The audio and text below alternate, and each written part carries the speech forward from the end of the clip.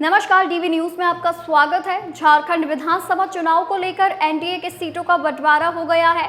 आजसू 10 सीटों पर लड़ेगी, जबकि जेडीयू को 2 सीट दे दी गई है। वहीं चिराग पासवान की पार्टी एलजेपी को चतरा की 1 सीट दी गई है। बाकी 68 सीटों पर बीजेपी चुनाव लड़ेगी। केंद्रीय मंत्री और झारखंड के लिए भाजपा के चुनाव प्रभारी शिवराज सिंह चौहान ने कहा कि झारखंड में Bhajpa all Jharkhand students union यानी AJSU, जनता दल और लोक शक्ति पार्टी मिलकर चुनाव लड़ेंगे। सीट बंटवारे पर भी सहमति बन गई है और जल्द ही उम्मीदवारों की घोषणा की जाएगी। असम के मुख्यमंत्री और झारखंड बीजेपी चुनाव सह प्रभारी हेमंत बिस्वा शर्मा ने कहा कि चुनाव पीएम पद के नेतृत्व में लड़ा जाएगा। बीजेपी 68 सीटों पर चुनाव लड़ेगी और आजसू को 10 सीटें दी गई है। झारखंड में 2 चरणों में मतदान होगा और 23 नवंबर को नतीजे आएंगे। पहले चरण में 13 नवंबर को 43 सीटों पर वोटिंग होगी और दूसरे चरण में 20 नवंबर को 38 सीटों पर मतदान होगा। इसके बाद 23 नवंबर को मतगणना होगी। चुनाव आयोग के मुताबिक झारखंड में कुल मतदाता की संख्या